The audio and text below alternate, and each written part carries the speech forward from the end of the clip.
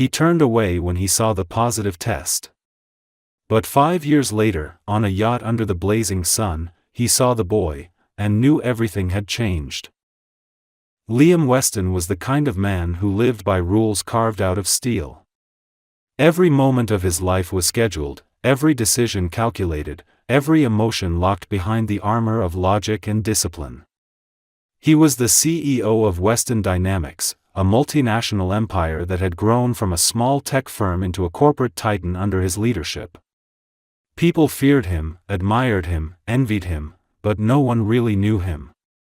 He had built his empire with precision, making sure there were no cracks, no weaknesses, nothing that could make him vulnerable.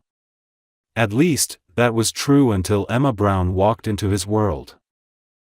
Emma wasn't like the people who surrounded him every day. She didn't speak in strategy or profit margins, she spoke about ideas, about colors, about life. She was a designer in one of the company's creative divisions, brilliant, independent, and completely unafraid to speak her mind. She had no idea who he was when they first met at an internal presentation. She stood in front of a room full of executives, passionately explaining a concept for a new campaign, her voice steady, her hands animated, her blue eyes alive with conviction. Liam had been sitting in the back, ready to dismiss yet another round of corporate creativity, but when she spoke, he couldn't look away. There was something magnetic about her, a warmth that cut through the cold efficiency of his world. Over the weeks that followed, their paths began to cross more often. He found excuses to check on her department, to ask her opinions on things he didn't need opinions on. She didn't treat him like everyone else did, she didn't flatter him or try to impress him. When she disagreed, she said so directly, and instead of being offended, he found himself intrigued. For the first time in years, someone made him laugh, really laugh. He tried to tell himself it was nothing, just curiosity, but it was more than that. Emma represented something he didn't even know he was missing: honesty, warmth, humanity. What started as professional admiration slowly turned into something deeper. Late nights at the office turned into conversations that stretched for hours, about everything from art to childhood memories to the parts of themselves they never showed anyone. She began to see the man behind the polished image, the one who carried the weight of an empire but had no one to share it with. And he began to see her not just as an employee, but as a light that could warm even the darkest parts of him. They tried to fight it, knowing how wrong it was, but love has a way of slipping through the cracks no matter how tightly one guards the walls. When they finally gave in, it wasn't dramatic or planned. It happened one evening when they were both working late, the city lights glittering through the glass windows. She had been laughing about something small, something ordinary, and suddenly he couldn't stop looking at her.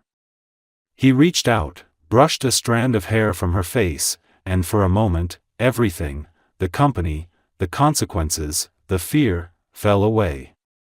When he kissed her, it wasn't the confident act of a man used to control, it was hesitant, desperate, almost reverent. That night marked the beginning of something fragile and real.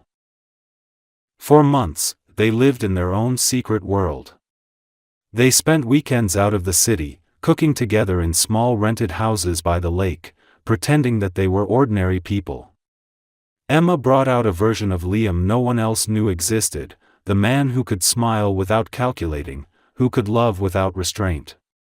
But for Liam, love was also terrifying. He had built his life on stability and order, and Emma was everything unpredictable. She made him feel, and that made him weak. At least, that's what he told himself. The first signs of trouble came quietly. A few rumors in the company.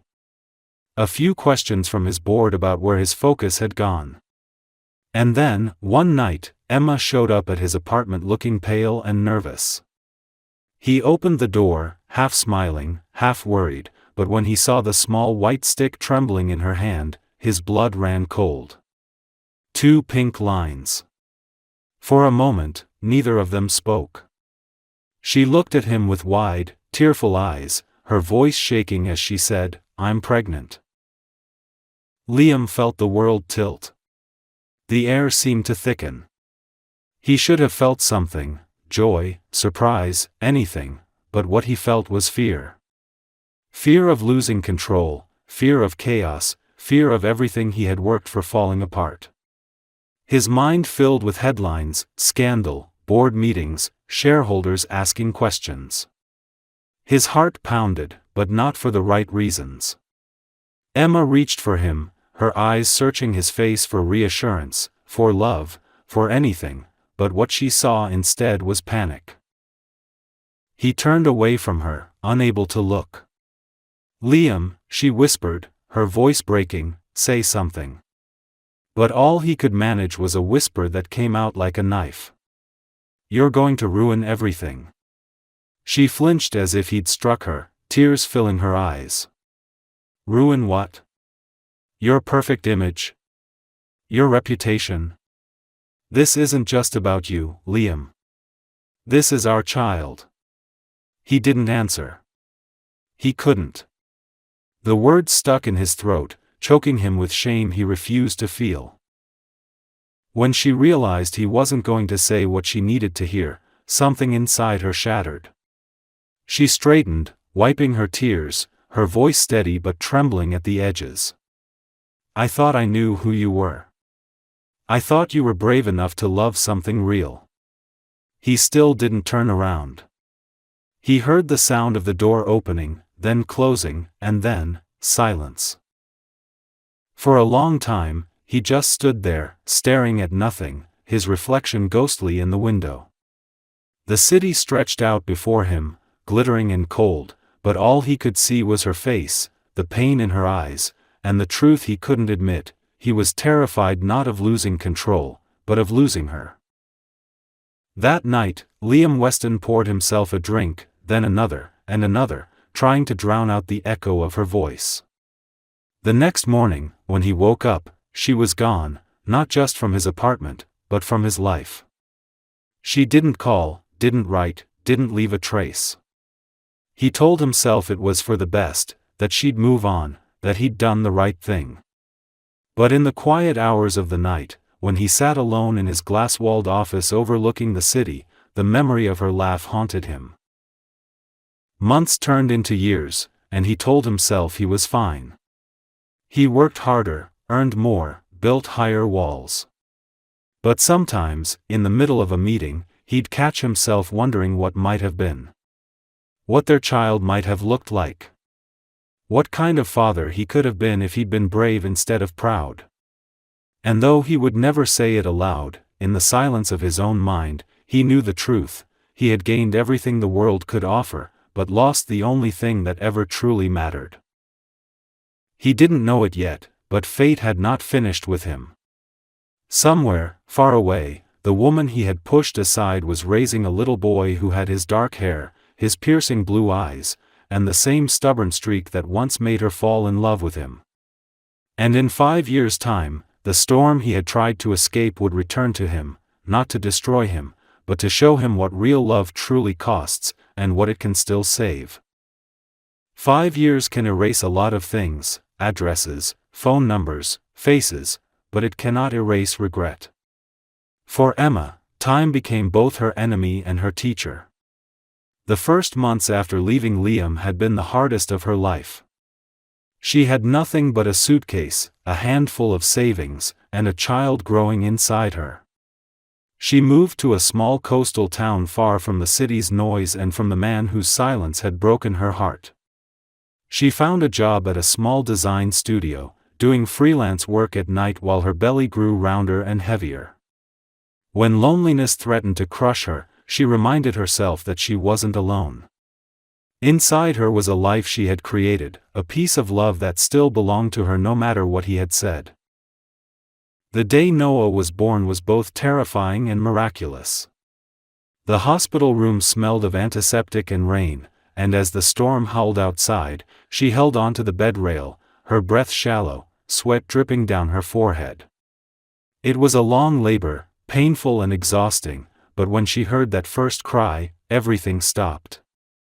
They placed him in her arms, a tiny, wrinkled boy with a shock of dark hair and the bluest eyes she had ever seen, and she felt something inside her shift forever. He was her redemption, her reason, her future. In that moment, the hurt Liam had caused seemed distant, almost meaningless. What mattered was the fragile heartbeat pressed against her chest and the warmth of that small hand gripping her finger. Raising Noah on her own wasn't easy. There were days when the exhaustion was so deep she thought she would collapse, nights when she stayed up worrying about bills or fevers or the unknown future. But there was also laughter, so much laughter. Noah was curious and bright, full of energy, full of light.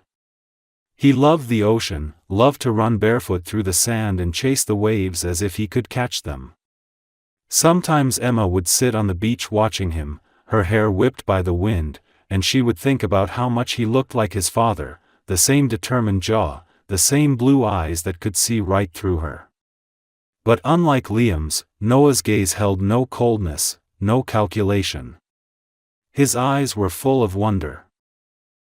As the years passed, Emma slowly rebuilt her life. She opened her own small design business from home, working while Noah played beside her with crayons and blocks. Clients came by word of mouth, impressed by her talent and quiet professionalism. For the first time in a long while, she felt stable. There was still an ache in her chest that surfaced sometimes, usually late at night when the world was silent and memories crept in, but she learned how to live with it. She stopped checking the news to see his face, stopped wondering if he ever thought of her.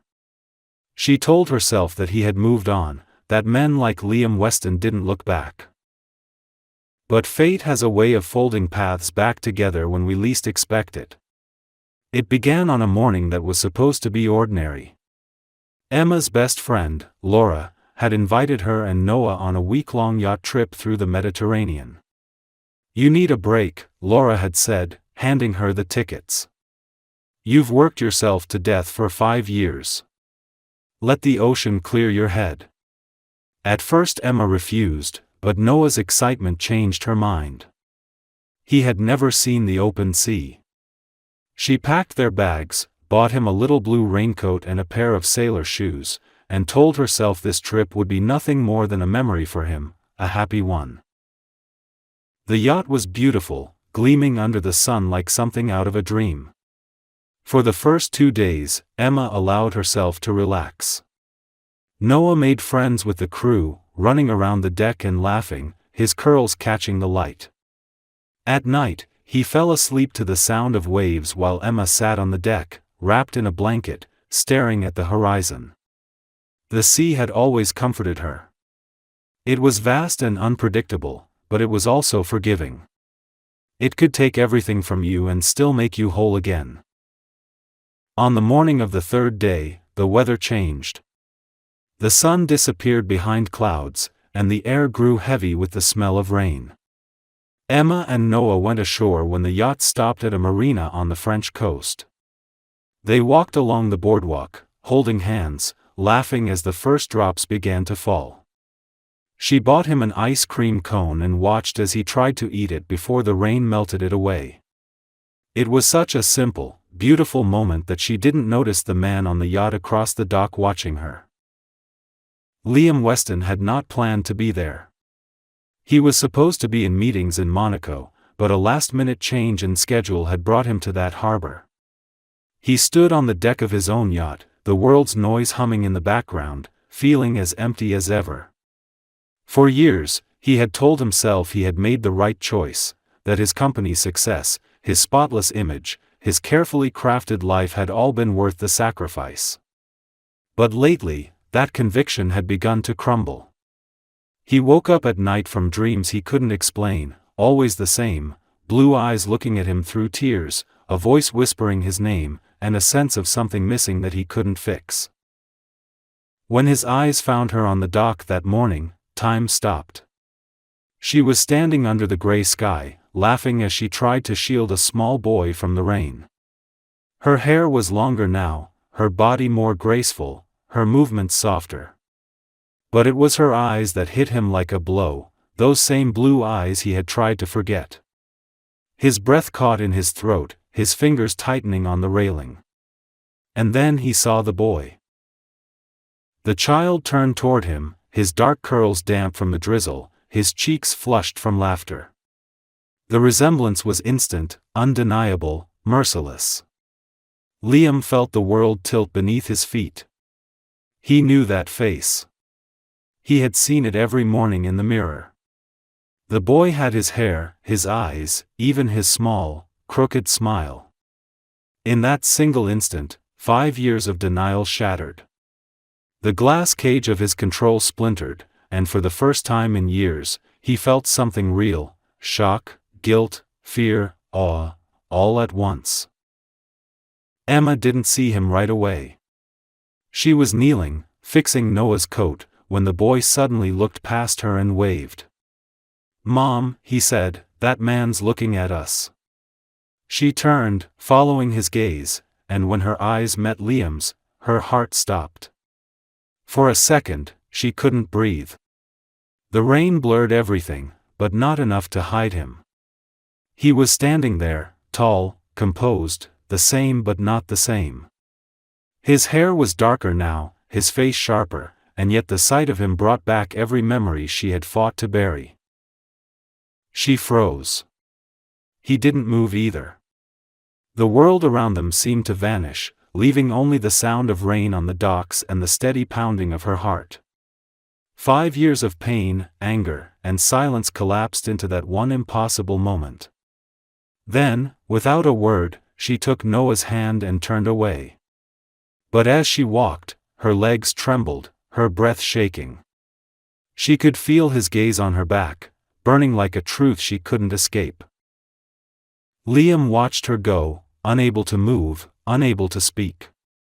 The boy looked back one last time, his blue eyes curious and innocent, and Liam felt something tear inside him. He realized, with a clarity that left him breathless, that this was not the end of their story. Fate had brought her back into his sight for a reason. He had spent 5 years running from the past, but now the past had a face, a small boy's face, and it was looking straight at him. That night, long after the rain had stopped and the harbor lights flickered against the dark water, Liam stood alone on the deck, staring at the spot where he had last seen her. The ache in his chest was unbearable.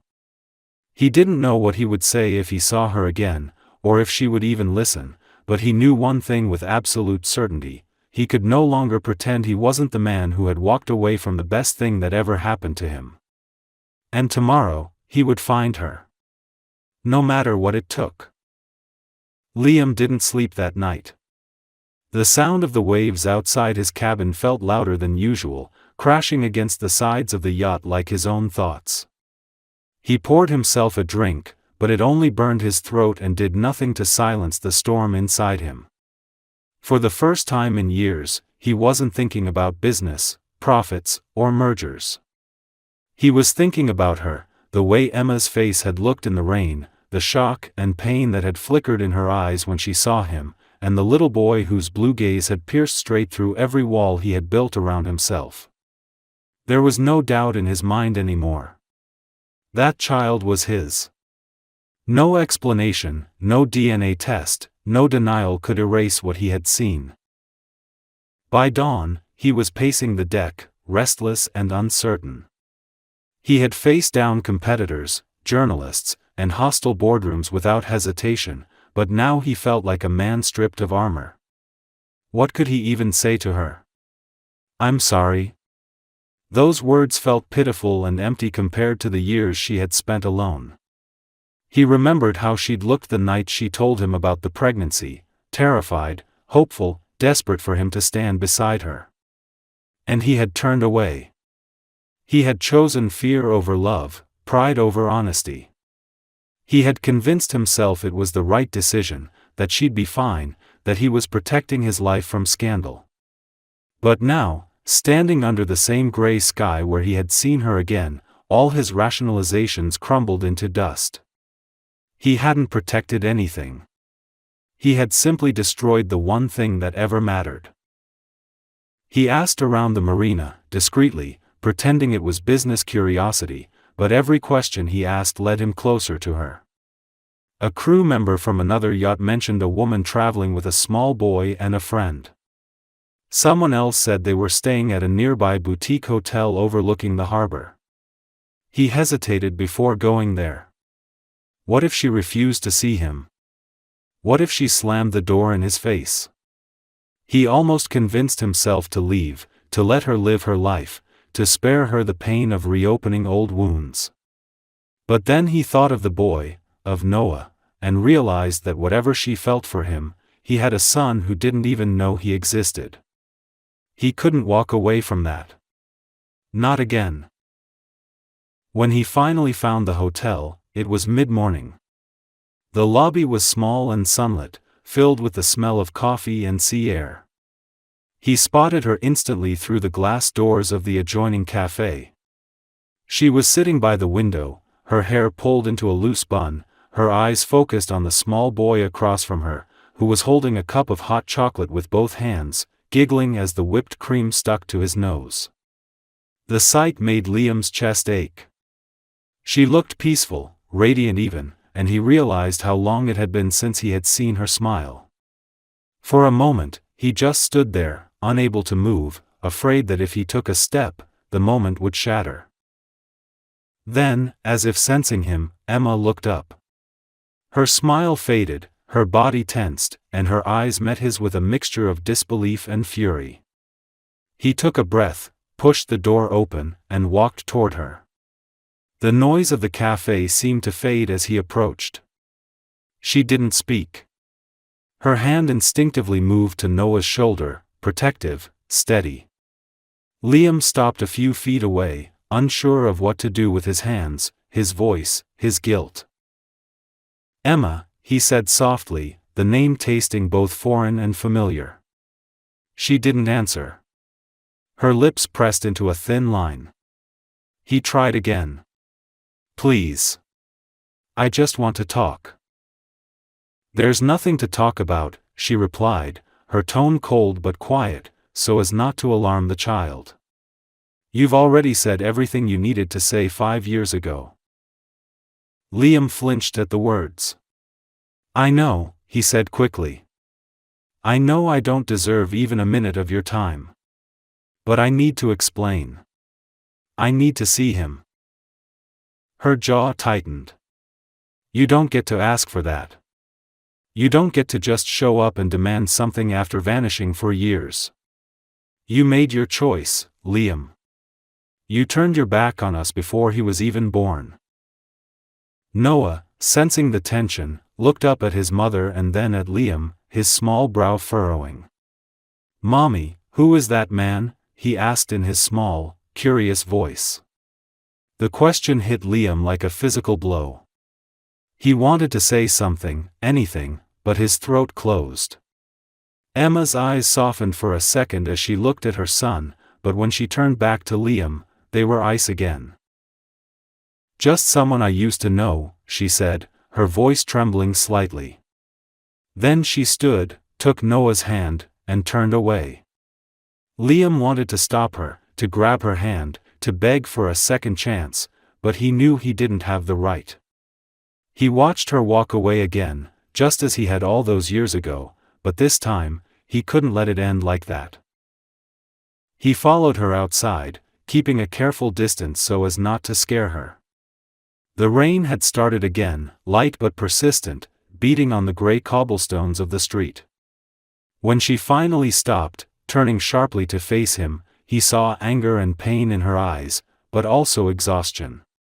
She was tired of fighting ghosts. "What do you want, Liam?" she asked.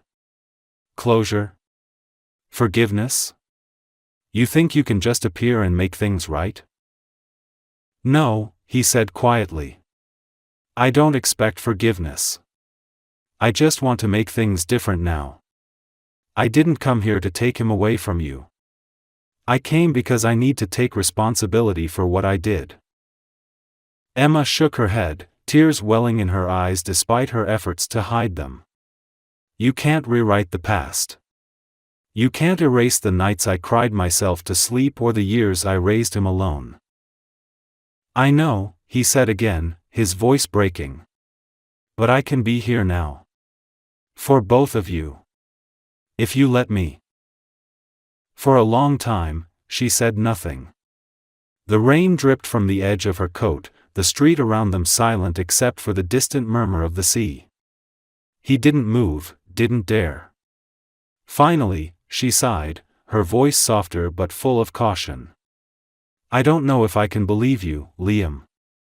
You always chose control over love. And people don't change that easily. You're right, he admitted. I didn't change because I wanted to. I changed because living without you, without him, made me realize what kind of man I'd become. And I hated that man. Emma looked at him for a long moment, her expression unreadable.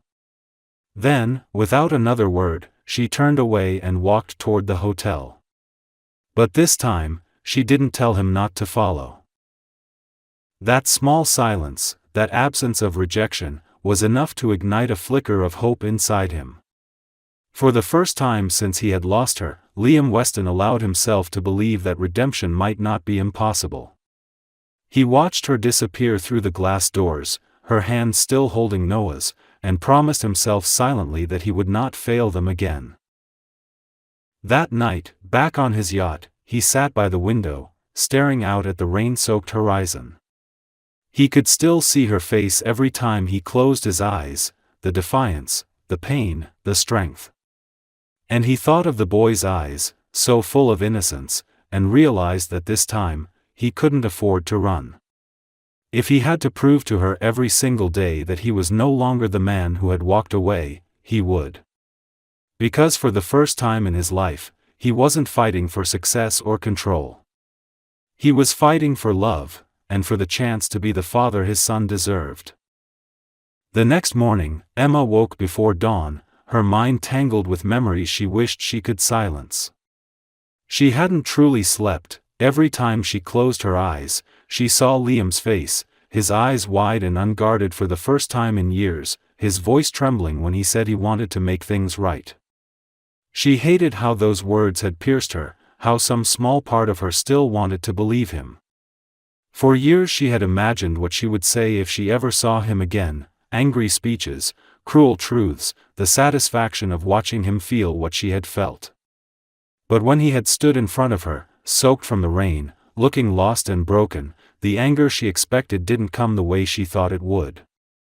Instead, there was confusion, a deep ache that frightened her. Downstairs, the hotel was quiet. Noah was still asleep, curled beneath the white sheets, his small hand resting beside his cheek. She watched him for a long moment, her heart tightening with both love and fear. He was everything to her. Every sacrifice, every sleepless night, every moment of doubt, he was the reason she had survived. And now, the man who had caused all that pain had reappeared, stirring a part of her heart she thought had died. She brushed a curl from Noah's forehead and whispered, "You're my whole world," before quietly leaving the room to get some air. Outside, the early light broke gently over the sea, turning the water into silver glass. The marina was still half asleep, the faint clinking of sails and the scent of salt heavy in the cool air. She walked along the dock, pulling her coat tighter around her, trying to clear her mind. But as she reached the end of the pier, she saw him again. Liam stood by the railing of his yacht, coffee in hand, staring at the horizon. He turned slightly at the sound of her footsteps, surprise flickering across his face, quickly replaced by something softer, something almost like hope. For a moment, neither spoke. The distance between them was only a few feet, but it felt like an ocean. Emma kept her arms crossed, her voice calm but guarded. "Following me now?" He shook his head. "No. Just couldn't sleep." He paused, studying her expression. "I wasn't sure I'd see you again." "You weren't supposed to," she replied, her tone sharp, though not as cutting as she wanted it to be. She hesitated, then sighed. Why are you really here, Liam? You don't chase people. You don't do spontaneous. So why now? Liam set his cup down on the railing and looked at her, really looked, as if trying to memorize every detail. Because I made the worst mistake of my life, and I can't live with it anymore. I told myself for years that walking away was the right thing, that I was protecting my life, my company, my future. But the truth is, I was protecting my fear. I was terrified of losing control, of loving someone so much that they could destroy me.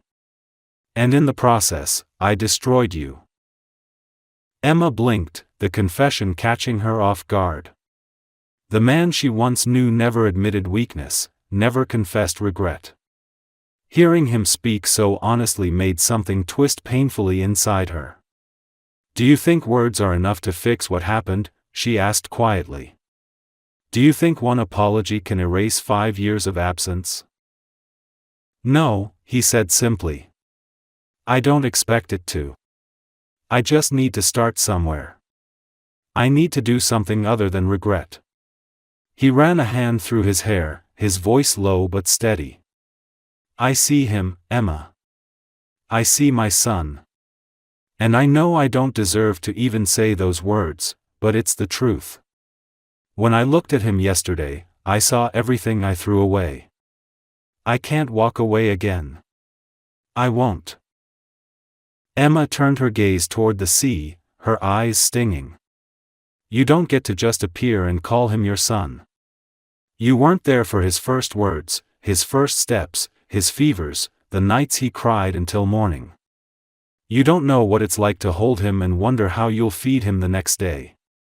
You don't know what it cost me to do this alone. Liam's jaw clenched, and he stepped closer, his voice breaking. Then tell me. Let me know. Let me understand what I missed so I'll never forget what I owe you both. She shook her head, half angry, half heartbroken. You can't understand that kind of pain by hearing it, Liam. You feel it by living it. And you didn't. She turned to leave, but he caught her wrist gently, not to stop her, but to make her listen. His touch was light, trembling. You're right, he said, his voice barely above a whisper. I didn't live it. But I want to spend the rest of my life trying to make up for it. I know I can't fix the past, but maybe, if you let me, I can help shape the future. Emma pulled her hand free, but she didn't walk away. She stood there, staring at the water, fighting back tears she didn't want him to see. She wanted to hate him, it would have been easier. But the man standing before her wasn't the same cold executive who had once turned his back on her. There was something human in him now, something vulnerable, something she had never thought she'd see again. After a long silence, she said quietly, if you really want to be in his life, it won't be easy. You can't just show up when it's convenient. You'll have to prove it, every day. I will, he said instantly, his voice filled with conviction. Whatever it takes. She turned to face him again, her expression unreadable. Fine, she said after a moment. We'll see what you're capable of, Liam Weston. Then she walked away, her footsteps echoing against the wet dock, leaving him standing there with the faintest spark of hope flickering inside him. That afternoon, he saw her again at the Marina Cafe. She was with Noah, helping him color pictures on a napkin while they waited for food. Liam kept his distance at first, sitting at another table, but when Noah accidentally dropped his crayons, Liam was the one who bent down to pick them up. The boy looked up at him and smiled. Thanks, mister, he said, his blue eyes bright. Liam smiled back, his throat tight. You're welcome. It was a simple exchange, just a few seconds, but it meant more than any deal Liam had ever closed. Emma watched quietly, her expression conflicted. She could see the gentleness in Liam's movements, the way his eyes softened when he looked at the boy, and it unnerved her. She didn't know if she could trust him again, but she couldn't deny what she saw. That night, after Noah had fallen asleep, she sat by the window and stared at the lights flickering across the harbor. Against her will, memories of the past crept in, his laughter, his warmth, the way he used to look at her when she didn't even realize he was watching. She pressed her hand to her chest, feeling the old ache rise again, not from love that had died, but from love that had survived despite everything. Across the water, on his yacht, Liam couldn't stop thinking about the way Noah had smiled at him. It was small, innocent, unaware, but it had given him something he hadn't felt in years: purpose. For the first time, he didn't want power or perfection. He wanted to be a man his son could one day be proud of. He knew it would take time, patience, and a kind of humility he had never practiced before. But he also knew one thing with absolute certainty: he wasn't going to walk away again. Not from Emma, and not from the little boy with his blue eyes and his mother's courage. The sea outside was calm, the night air cool, and as Liam leaned against the railing, he whispered to himself, "This time, I'll fight for them." And for the first time in his life, he meant it. Over the next several days, Liam began to appear wherever Emma and Noah happened to be. It wasn't intentional at first, at least, that's what he told himself, but the truth was, he couldn't stay away. Every morning, he found a reason to walk through the same market or stop at the same cafe, always keeping a respectful distance, never pushing too far. He wanted to be near them, to watch from the edges of their world without forcing his way in. It was strange for him, this new kind of patience. He had built his empire on control and persistence, on taking what he wanted when he wanted it. But this was different. This time, he had to wait. He had to earn every small glance, every fragile moment of trust.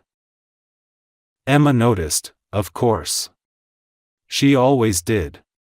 She'd see him at the bakery buying coffee, pretending to read a newspaper, or standing near the docks watching the boats with a distant look that told her he wasn't there for the view. At first, it irritated her. She told herself he was only doing it out of guilt, that it wouldn't last, that he'd get bored and disappear again once the weight of effort set in. But as the days went by, his presence began to feel less like intrusion and more like something familiar, a shadow she couldn't quite chase away, no matter how hard she tried. One morning, she and Noah were walking through the local market, the smell of fresh bread and rain lingering in the air.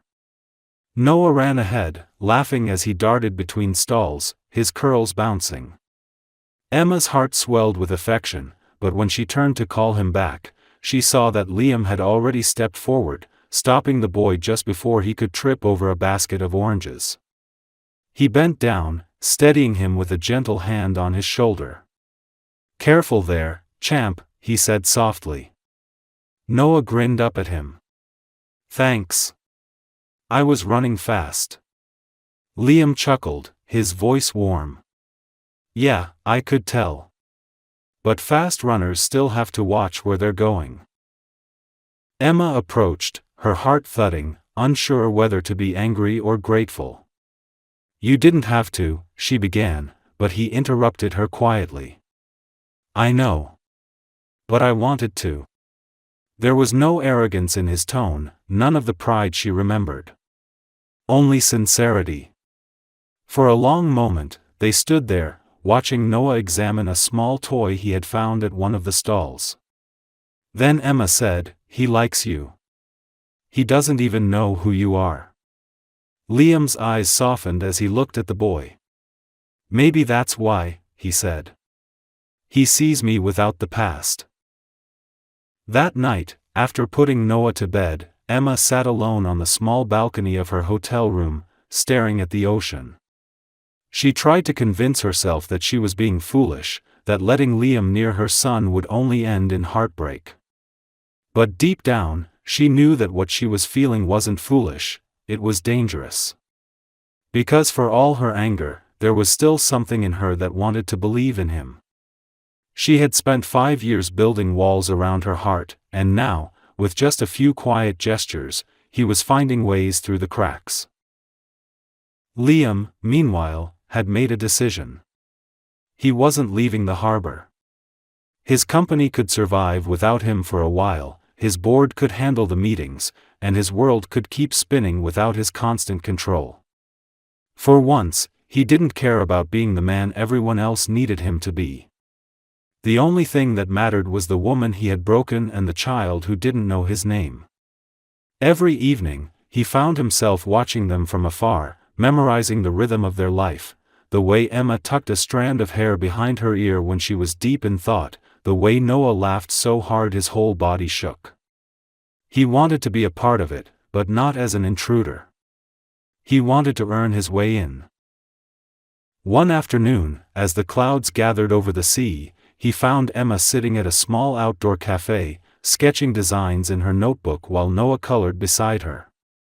He approached slowly, his steps uncertain.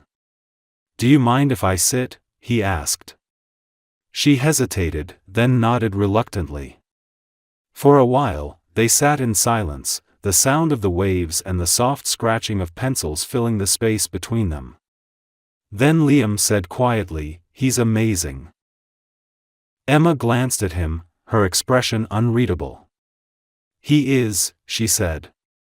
"He's everything." "I can see that," Liam said, his gaze fixed on Noah. "You've done an incredible job with him." Emma looked away, her throat tightening. "I didn't have a choice." He nodded. "I know. And I'm not asking for forgiveness for not being there. I just want the chance to be here now."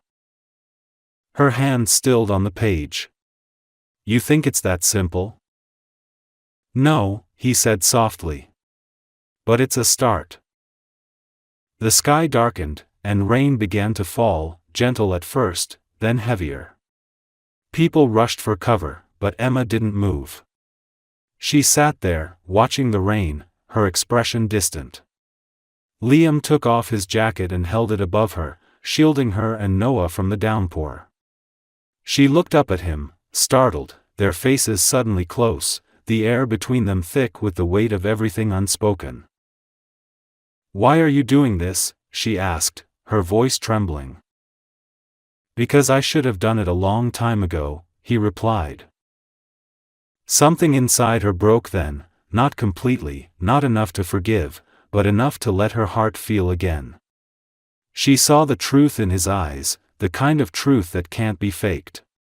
For a long time, they just sat there, the rain falling around them, their silence saying everything neither could.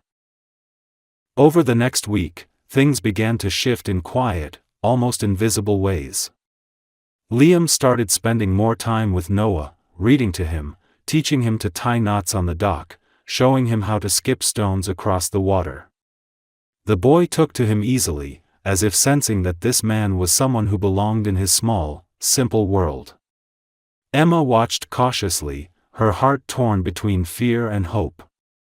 Every time Liam smiled at Noah, something in her softened despite herself. One evening, she found them sitting together on the beach, building a small fortress of sand. Noah was laughing, his hands covered in wet sand, while Liam helped shape the walls with surprising patience. "We're building the biggest castle ever," Noah shouted. Liam laughed, glancing up at her as she approached. "He's the architect," he said with a grin. "I'm just the labor."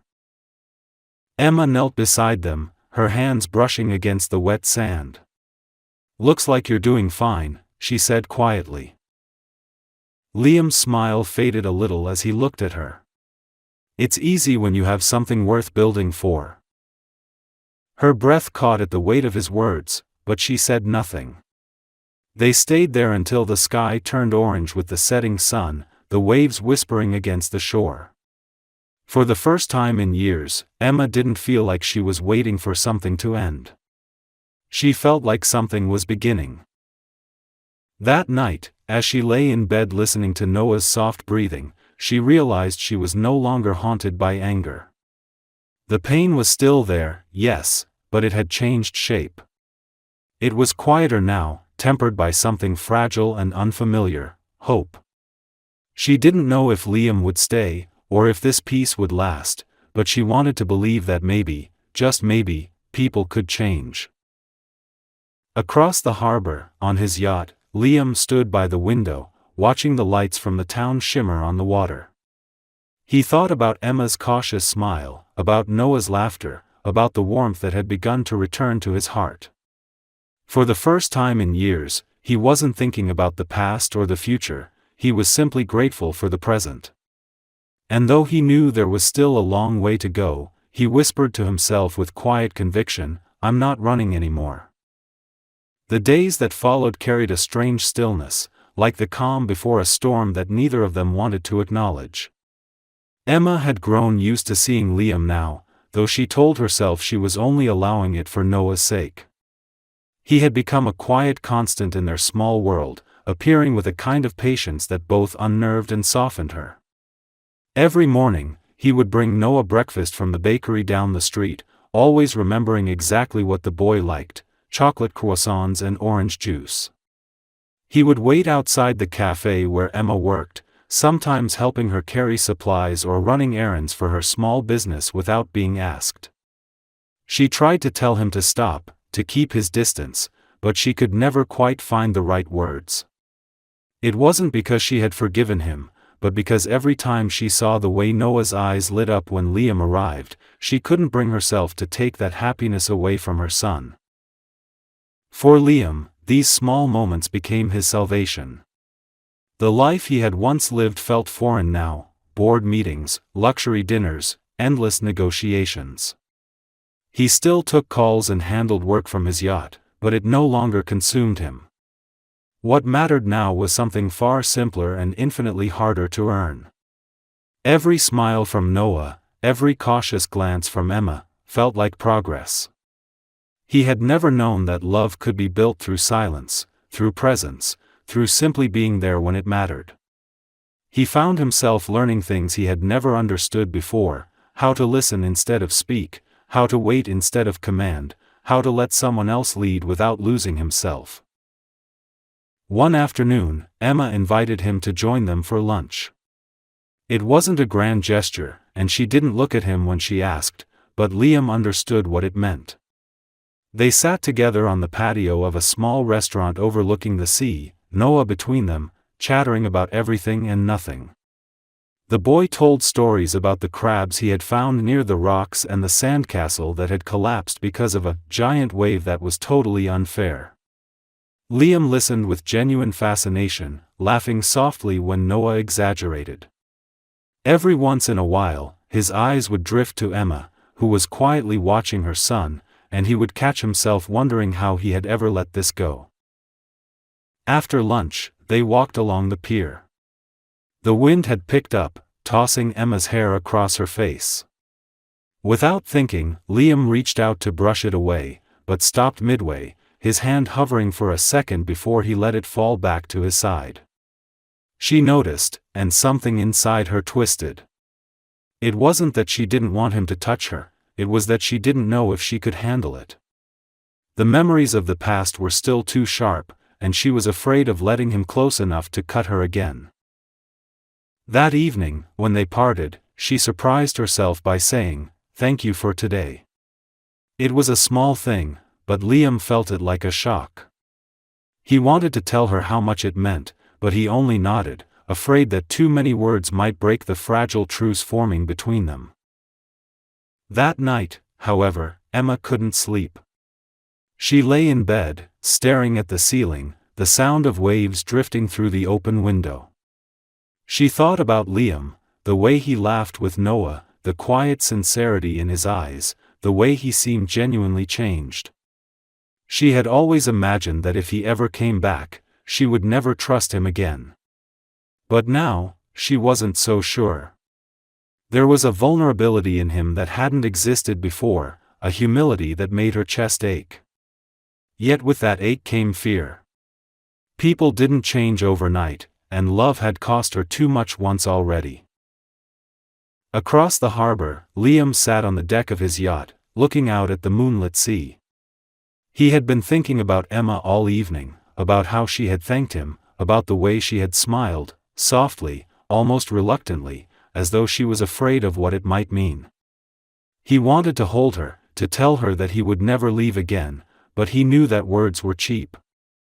He had spoken too many of them before and followed too few with action. This time, he would let time speak for him. He closed his eyes and imagined what it might be like to wake up with her beside him, to watch Noah grow, to be a part of something real for once in his life. The next morning, Liam joined them on a trip to a nearby island. It was Emma's idea, or at least, she didn't object when Noah begged for it and Liam offered to arrange it. The boat ride was long and gentle, the sea calm and blue beneath the sun. Noah sat between them, pointing at dolphins in the distance and asking endless questions. Emma found herself laughing more than she had in years, and though she tried not to, she caught herself glancing at Liam when she did. He wasn't the same man she remembered. There was still power in him, the same quiet command that had once drawn her in, but now it was tempered with something softer. He was attentive, patient, kind. When they arrived at the island, they spent the day exploring the beach. Noah collected shells while Emma and Liam walked slowly along the shoreline, the waves brushing their feet. At one point, she stopped to tie her sandal, and Liam crouched beside her, his hand brushing hers as he helped. The contact was brief but electric.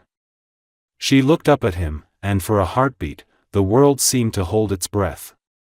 Neither spoke, but everything that needed to be said hung between them in the space of that glance. Later, as the sun dipped toward the horizon, they sat together on a blanket while Noah slept beside them, exhausted from the day. The air was cool, the sound of the ocean rhythmic and calm. Emma hugged her knees to her chest, watching the waves turn gold and crimson. "You've changed," she said finally, her voice quiet, almost uncertain. Liam didn't answer right away. He looked out at the sea, his profile sharp against the fading light. "I had to," he said after a long pause.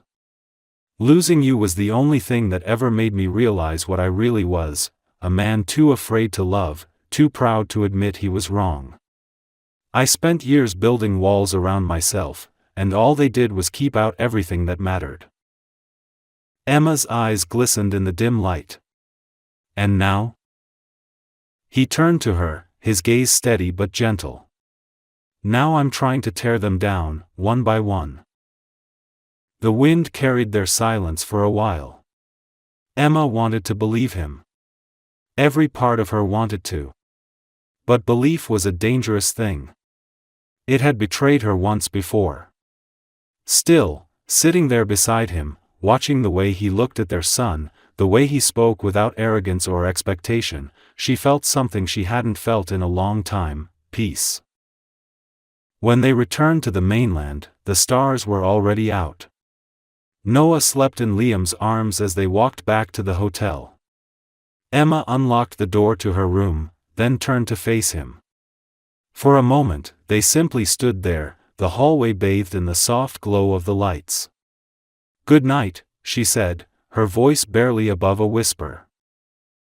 "Good night, Emma," he replied, his eyes lingering on her face as if memorizing it. She closed the door, leaning against it for a moment, her heart pounding. On the other side, Liam stood motionless, listening to the quiet. He wanted to knock again, to say more, to ask if there was a chance for them to start over. But he didn't. Not yet. For the first time in his life, he understood that love wasn't something you demanded, it was something you proved, one day at a time. That night, Emma dreamed of the ocean, of the sound of laughter, and of Liam's voice calling her name, not in anger, not in fear, but in hope. When she woke, her heart was still racing, and for the first time in 5 years, she didn't push the feeling away. The following weeks passed in a rhythm so fragile that Emma was afraid to breathe too deeply, as if one wrong move could shatter it. Liam had become part of their days now, not by force, not through grand gestures, but through quiet consistency. He was there every morning, helping Noah get ready, sometimes walking him to the little art camp the boy had joined for the summer. In the evenings, he joined them for dinner, cooking simple meals in the small kitchen of Emma's rented apartment overlooking the harbor. The first time she saw him standing there, sleeves rolled up, cutting vegetables with the kind of concentration that once belonged only to business deals, she had to look away. There was something disarming about seeing him like that, so domestic, so human, as though the man she once loved had finally learned how to exist outside the walls of his empire. Noah, oblivious to the complexity surrounding him, had accepted Liam into his world with the unfiltered trust of a child. To him, Liam was just a kind man who told funny stories and always had time to play. He didn't understand yet what connected them, and Emma hadn't found the courage to tell him. Every time she looked at Liam and their son together, she knew the truth was waiting, inevitable, but she also knew she needed more time. The boy adored Liam already. What would it do to him to learn that the man he saw as a new friend was actually the father who hadn't been there when he was born? She feared the confusion, the pain, the questions she might not know how to answer. Liam, for his part, never pushed. He didn't demand recognition, didn't correct Noah when he called him Mr. Liam. He was content to be what Emma allowed him to be, though each time the boy ran into his arms, a small part of him ached with the wish to hear one word, Dad. Sometimes, late at night, when he was alone, he would replay those moments over in his mind, the way Noah laughed, the way his small hand fit into his, and he would whisper the word to himself quietly, afraid to give it voice in the daylight. One evening, after a long day by the shore, they sat on the balcony together, watching the last of the light fade. Noah had fallen asleep early, exhausted from swimming. The air smelled of salt and jasmine, and the sound of waves rose and fell like a heartbeat. Emma sipped her tea, her eyes distant. "He's growing so fast," she said softly. "Sometimes I wish I could slow it down." Liam nodded. "You've done an incredible job with him." She smiled faintly, her gaze still fixed on the horizon. "I did my best. Some days I felt like I was failing, though. There were nights when I didn't think I'd make it." He turned toward her. "You did more than make it, Emma. You gave him everything." She looked at him then, her blue eyes full of quiet sorrow. "And what about you, Liam? What do you think you gave him?" The question hit him like a blade. He wanted to answer, but words failed. He looked down, his jaw tightening. "I gave him absence," he said finally, the words rough and low. "And I hate myself for it every day." Silence settled between them, heavy and raw. Emma studied him for a long moment. There was no arrogance in him anymore, none of the cold detachment she remembered. He looked tired, older, and yet there was something peaceful about him now, as if he had finally stopped running from himself. "People make mistakes," she said eventually, her voice trembling. "But some mistakes are bigger than others." "I know," he replied quietly. "And I know I can't undo it. But I don't want to be another regret in your life, Emma. I want to be something good, for you, for him." Her eyes softened, though she said nothing. The wind played with her hair, and for a moment, he wanted to reach out and touch her, to feel the warmth of her skin, but he didn't. He simply watched her, memorizing the curve of her face, the sadness and strength that coexisted in her expression. The next day brought a change neither of them expected. Emma received a call from one of her clients, a large design firm in another city, offering her a contract that could secure her business for years. It was the opportunity she had dreamed of, but it came with a condition: she would have to move. When she hung up the phone, she felt both elated and terrified. She wanted to tell Liam, but a part of her dreaded his reaction. Would he let them go? Would he try to stop her? That evening, when he came by, she told him. He listened silently, his expression unreadable. It's an amazing opportunity, she said carefully. It's what I've been working toward. He nodded slowly. I'm proud of you, he said. You're not angry? She asked. Angry? He gave a small, hollow laugh. Emma, I have no right to be angry. You've built a life from nothing, and now you have the chance to make it even better. I'd be a fool to stand in your way. She studied him, trying to understand his calmness. What about Noah? She asked softly. You've just started being in his life. He looked at her then, his voice low and steady. That's why I'm not letting you leave without a fight. Her eyes widened. Liam. Not that kind of fight, he interrupted. I mean, I'll go wherever you go. If you'll let me. The words hung in the air between them, heavy with meaning. Emma's heart pounded. For a moment, she saw the man she had fallen in love with years ago, but stripped of his pride and power, replaced by a kind of raw honesty that scared her more than his arrogance ever had. You'd leave your company? She asked quietly. He nodded. I've spent my whole life building things that didn't matter. This, he gestured toward the sleeping boy in the next room, this matters. You matter. I can run a business from anywhere, Emma. But I can't live without my family anymore. The word family slipped from his mouth so naturally that she froze. He didn't even seem to realize he'd said it. For a long time, she said nothing. Then she whispered, You think we can just become that again? After everything? No, he said softly. I think we can build something new.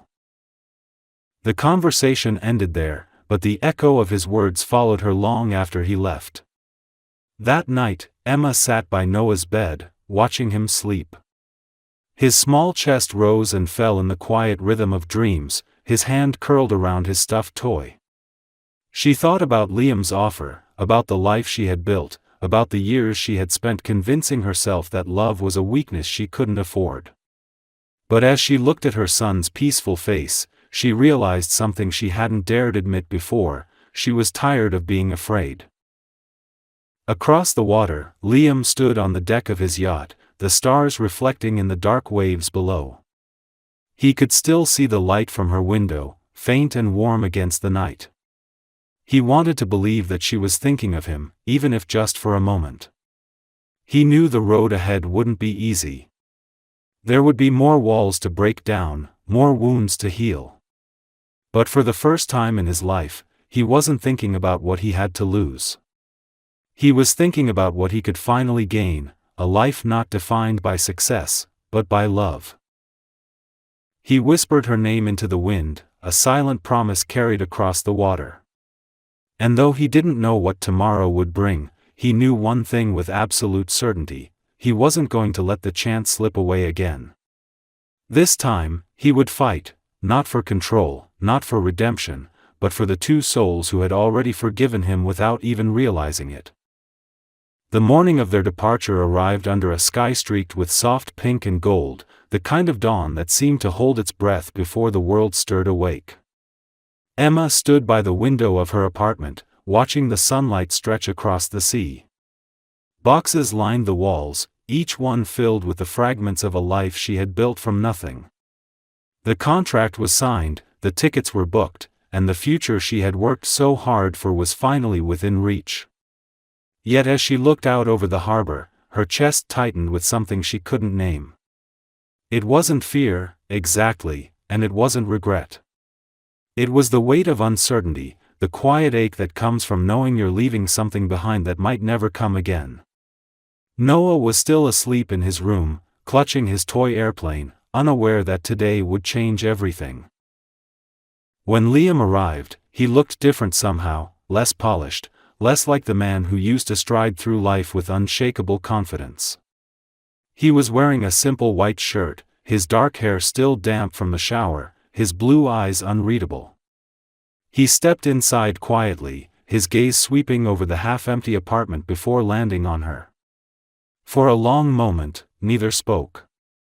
The air between them was thick with unspoken words. Finally, he said, "So this is it." Emma turned toward him, her voice barely above a whisper. "This is it." He nodded slowly, shoving his hands into his pockets, as if he needed something to hold on to. "I meant what I said, Emma. I'll come with you if you'll have me." She looked at him, her heart aching at the sincerity in his voice. There had been a time when she would have given anything to hear those words, but now they terrified her. "You can't just throw everything away," she said quietly. "Your company, your life, you're my life," he interrupted, his tone steady but soft. "I just didn't realize it soon enough." She wanted to believe him, but doubt still lingered like a shadow. "You say that now, but what happens when things get hard? When you remember who you are, what you left behind?" He stepped closer, his eyes never leaving hers. "Then I'll remember what I almost lost. You think I'm the same man who walked away from you 5 years ago, but I'm not. I've spent every day since trying to fill a hole that nothing could fill. I thought success would make me whole, but it only made me empty. You and Noah," his voice broke slightly, "you're the only things that ever made me feel human." Emma looked away, blinking back tears. She had told herself for years that he would never change, that the man she once loved had died the day he turned his back on her. But now, standing before her, he looked like someone reborn from his own mistakes. Still, forgiveness wasn't simple. "You hurt me, Liam," she said quietly. "You hurt both of us, even if Noah doesn't know it yet. I don't know if I can ever forget that." He nodded, his expression heavy with understanding. "I don't want you to forget," he said. "I just want the chance to show you that I can be different." Before she could answer, a small voice interrupted them. "Are we going, Mommy?" Noah stood in the doorway, rubbing his eyes, his little backpack slung over one shoulder. Emma smiled gently. "Yes, baby. We're leaving soon." Liam crouched down to his level, smiling faintly. "Hey, champ. You ready for your big adventure?" Noah grinned. "Yep. Will you come too?" The question caught both adults off guard. Liam blinked, his throat tightening. "Only if it's okay with your mom," he said quietly. Emma's eyes met his, and in that moment, something inside her shifted. She saw not the man who had abandoned her, but the one who had stayed when he didn't have to. The day stretched long and slow. They drove to the harbor together, the wind whipping through their hair as the city disappeared behind them. Emma sat in the passenger seat, staring out at the waves, while Noah sang softly in the back seat. Every now and then, she'd glance at Liam, catching the way he looked at their son in the rearview mirror, his expression filled with awe and quiet love.